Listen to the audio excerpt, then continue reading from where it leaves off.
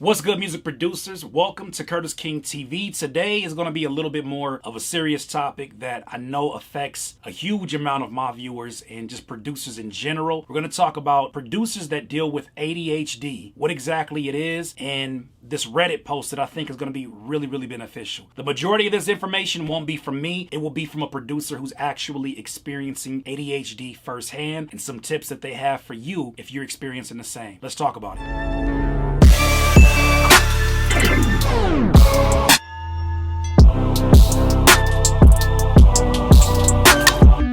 Okay, music producers, I want to say I appreciate you watching today's video, especially if this is something that affects you and your inability to focus. And we'll talk about more details in terms of what exactly is ADHD. That's a good place to start. So ADHD stands for Attention Deficit Hyperactivity Disorder. It's very common. I think it's more than 3 million US cases per year. And ADHD is defined as the following. It is one of the most common neurodevelopmental disorders of childhood. It is usually first diagnosed in childhood and often lasts into adulthood. Children with ADHD may have trouble paying attention, controlling impulsive behaviors, in parentheses, may act without thinking about what the result will be, or be overly active. So there's an inability to focus and there's a inability to kind of stop impulse behaviors and actions and movements. And this is something that I'm glad was put on my radar, because I think sometimes when I give information, I can be in a bubble, right? And I can give information that sounds pretty straightforward, but some of you are dealing with things that make the process a couple of extra steps, right? That's to put it really lightly. So there is a post that got on my radar from Reddit, of all places. We know it's a lot of crazy stuff on Reddit, but basically it's tips from a producer who is currently battling with ADHD,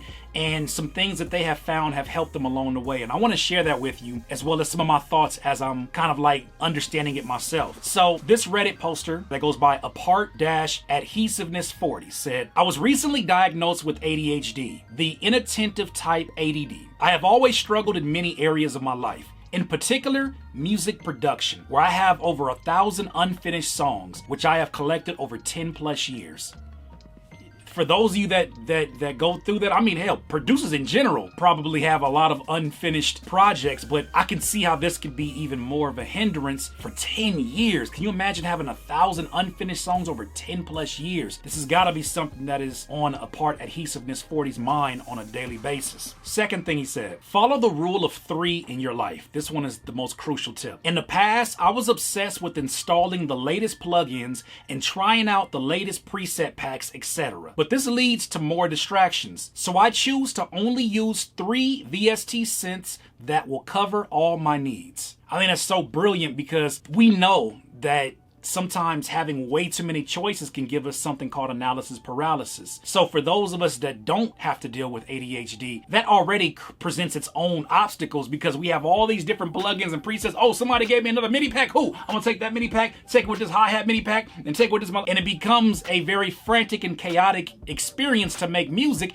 and you end up doing nothing at all. Sometimes you get so many choices that you end up doing nothing at all. That's analysis paralysis. Now, add that very common occurrence on top of having ADHD, you gotta find a system that works. Apart-Adhesiveness40 says it's the rule of 3. Basically only focus on 3 VST synths. And I think this can be applied to whatever it is that dominates your music production. If you sample, maybe it's only doing 3 sample chops within a particular sample that you're working on. Maybe it's only using 3 drum sounds, right? Kick, hi-hat, snare. And then we stay there, right? And then we kind of focus in on that 3 at a time. I think that's probably gonna help tremendously for someone that has an inability to control their focus and stay attentive. Next one, he says, instead of starting new songs when you get bored of working on current songs, make a folder with 3 songs to work on. It's this theme of 3 once again. When you get bored of one song, you switch to song 2. When you get bored of song 2, switch to song 3. When you get bored of song 3, switch back to song 1 again. I mean, this is really great advice for any producer. Even if you don't have to fight through ADHD, this is great advice for any producer who's having trouble with having way too many choices, an abundance of choices, and it feels like a scarcity of time to get to them. But this system of 3, I think, is so genius to simplify it like that because you never run out of ideas. What's funny about that is that I heard Pharrell say this, that he used to make his best music when he was working in studio sessions that were connected to one another but were polar opposites. So he might be in one studio session with the Clips and working on their, super grimy hip hop, Virginia bass hip hop, just sounding crazy, right? Just futuristic sounds that Clips would rap on. And then he would switch and go to a session with Robin Thicke, or switch and go to a session with Miley Cyrus. It was like three polar opposites. But that focus of three ensures that two things happen. And this is one from Pharrell. He says that every time he went into the room, it was almost like if you've ever gone and you tried like perfume or cologne. What they do to reset your smell or your nostrils is have you smell coffee beans. That kind of like flattens out what you've been smelling, because after a while the perfumes and cologne start smelling the same. So they give you coffee beans and it kind of cleans your palate. Same thing musically Pharrell was doing by going through studio. So apart adhesiveness is actually giving some really great gems here that legendary producers have been using for themselves. So that's one aspect of it. Another aspect of it is that it ensures that you don't get bored. You're gonna always have something to come back to, and you never know, one idea may spark an idea in another beat. So song 3 may spark an idea in song 1 that you were stuck on for hours. Now you have something to go back through. And when you have just those 3 choices to choose from, it's just gonna give you more opportunities to be creative in an unorthodox way. Next thing, produce with imperfections and work fast. You've heard that before from me. Do not get stuck in details or 16-bar loops. ADHD minds look for perfection, and this holds us back. We need to learn to overcome perfectionist thinking and get used to striving for imperfections. Got me thinking, do I have ADHD? Because these sound like very, very common occurrences of a music producer. I'm not even trying to be funny. Like, I'm literally looking at this like I deal with this. Is that if I'm not working at a steady pace, if I'm worried too much about perfecting every single aspect or trying to get it, I will hyper focus on one thing, and then it takes me from the overall focus of the beat that I'm working on. So, apart adhesiveness says, do not get stuck in details, but basically embrace imperfection. That's one of the reasons why I do the 10-minute beat challenges in the beginning of my sessions, is because that gets my brain into the mindset of work, move, think later. Work, move, think later. But that only happens because I train my mind to do that, and this is great advice once again. Next slide. After I have roughly recorded my bridge, intro, etc., I roughly copy and paste the sections so it makes a full song. When I do this, I get the feeling that I have accomplished something and that I look at a fully finished song. Now, these are just gems for any producer, I think. So basically what apart adhesiveness is saying is that after roughly recording a bridge or whatever you're currently working on, let's just say it's your loop, right? After you have certain sections that are already laid out, maybe it's the piano in the beginning as an intro, then it's the piano and the drums and the bass that come in as a verse. Last part, what I call these movements, what I teach music producers to make your beats in movements. The third movement would be like the chorus or a bridge. Apart adhesiveness is saying to copy that over and then give yourself the visual representation of the appearance that you have a finished product. That's gotta help you to stay focused. It's gotta help you to say, you know what? I'm not that far off and I'm actually doing really, really good. So props to that advice. The next one, when you have roughly recorded and sketched your song, start to fine tune each section. Remember, you should never edit when you record ideas or sketches. The recording process is separate from editing. Do you hear them? A writer who writes articles never edits while writing the first draft. The same applies for recording music. You guys have heard me say this a million times, and you know that I'm going to reference one of my favorite movies in Finding Forrester, and that this teacher told this aspiring writer, as they were writing on the typewriter, they were like, I don't know what to write about. He was like, punch the keys, punch the keys, punch the keys, for God's sake. That's what Sean Connery, rest in peace. Sean Connery was telling the actor to punch the keys, move, write. Yes.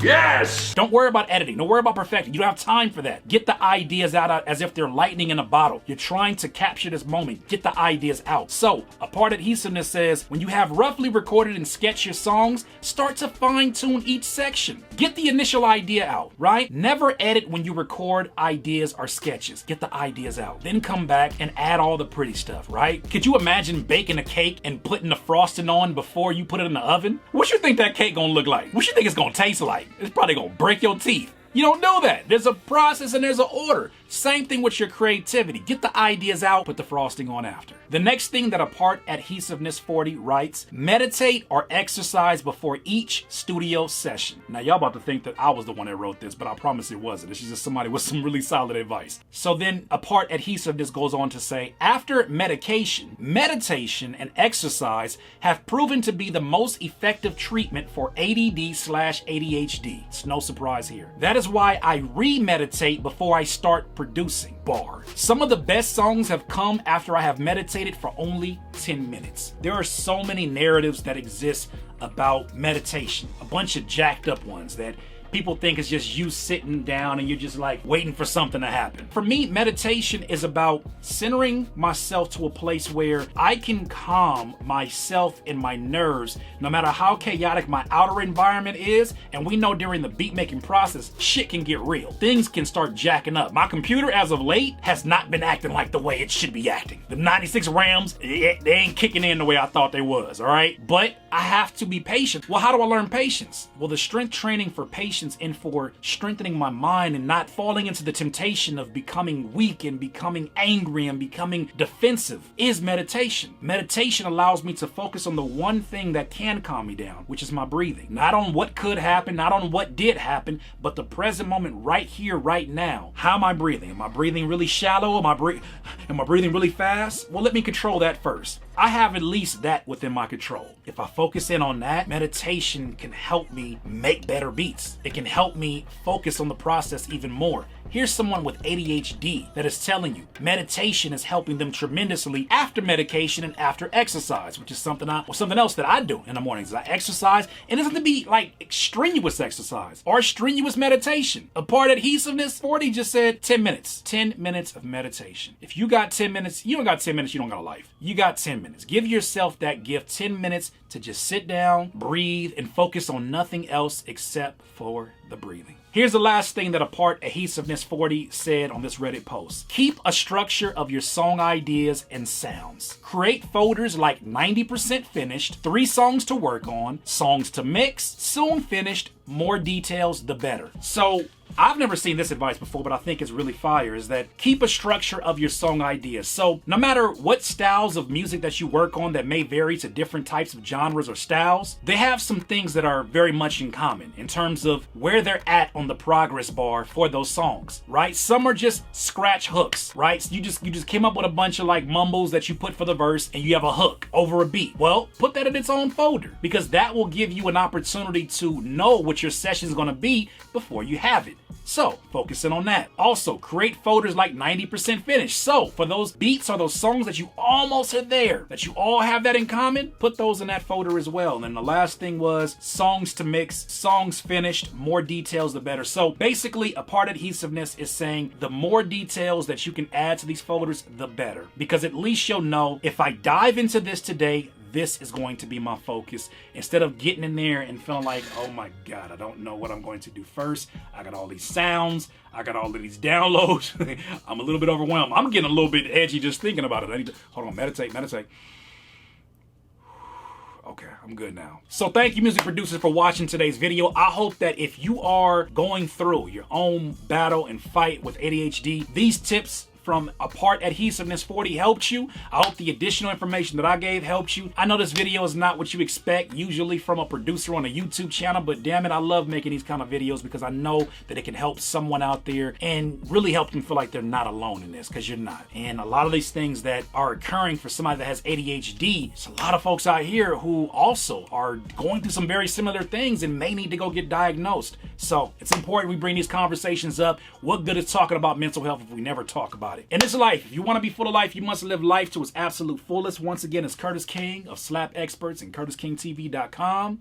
Have a good one. Look up, Nazi. Say cheese.